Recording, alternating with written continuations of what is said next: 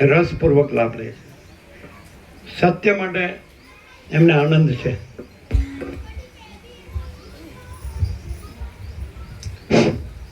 આખા વિશ્વને જય પ્રભુ. પ્રભુ વિશે આજે વ્યાસ પૂર્ણિમાએ શું બોલવું જોઈએ? પ્રભુ એટલે ટોપ લેવલનું જ્ઞાન, સુપ્રીમ નોલેજ. પ્રભુ ઇઝ સુપ્રીમ નોલેજ. વર્લ્ડમાં કોઈ જગ્યાએ પ્રભુ પાસેનું જ્ઞાન આજ દિન સુધી ક્યારેય સાંભળ્યું નથી. માય સેલ્ફ એક્સપિરિયન્સ, મારો પોતાનો સ્વાનુભવ.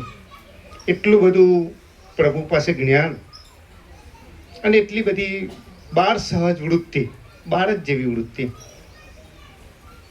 એકદમ નિખાલસ, ખૂબ સરળ. પ્રભુ પાસે જઈએ એટલે શાંતિ અનુભવ, અહીં આવીએ એટલે શાંતિ અનુભવ, એકદમ આનંદ, મંગલ, બસ કાંઈ નહીં. સ્વર્ગમાં હોય એવું લાગે. બસ આનંદ, અનંત આનંદ. રિયલાઇઝ થાય. સાહેબે કહ્યું, બધા વક્તાઓએ કહ્યું, બસ એ જ વસ્તુ છે. પ્રભુ એટલે પ્રભુ. શું કહેવું? અનન્વય અલંકારમાં શું કહેવું? પ્રભુ એટલે પ્રભુ, શાંતિ એટલે શાંતિ, પ્રકાશ એટલે પ્રકાશ, મહાચિદાકાશ. પ્રભુ એક જ વાત કરતા હતા, એ જ મને બહુ યાદ આવે છે. ઘેર જવું એટલે ખેતરમાં જઈએ, બહાર જઈએ, પણ એક જ યાદ આવે, બધું જ ભગવાન છે, બધે જ ભગવાન છે અને બધામાં ભગવાન છે. That's all. બધું ભગવાન છે. જ્યારે કોઈના ઉપર ઈર્ષ્યા થાય, રાગ થાય, જે થાય, તો બધું ભગવાન છે એ યાદ કરવાનું. બધે ભગવાન છે. દુનિયામાં ગમે તે જઈએ, બધે ભગવાન છે.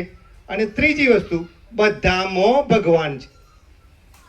જીવભાવે કેટલાક ગુરુ અને શિષ્યનો ભેદ કરતા હોય, પ્રભુએ સમજાવ્યું. ખૂબ નીચેથી લઈ અને ટોપ લેવલની વાત કરી દીધી. પ્રભુ પોતે વ્યક્તિ વિશેષ નથી, વ્યક્તિ વિશેષની વાત નથી. અહીં કોઈ વ્યક્તિ વિશેષ પણ નથી અને કોઈ વ્યક્તિની પ્રશસ્તિ પણ નથી, વખાણ પણ નથી. જો હોય સો હોય, જે એક જ છે, એક વિના બીજું કંઈ છે જ નહીં. પણ લાભ લઈએ તો અખંડ લાભ લેવો જોઈએ.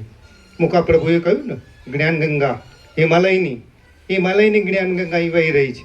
ખૂબ જ પવિત્રતા, આનંદ, શાંતિ. આપ સૌ આજના શુભ દિવસે ખૂબ જ આનંદમાં રહો. અનંત પ્રકાશ, અનંત આનંદ, અનંત શાંતિ રહે એવી પ્રભુ પાસે પ્રાર્થના.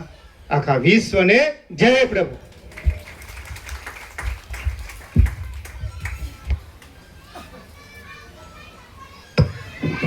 આપણે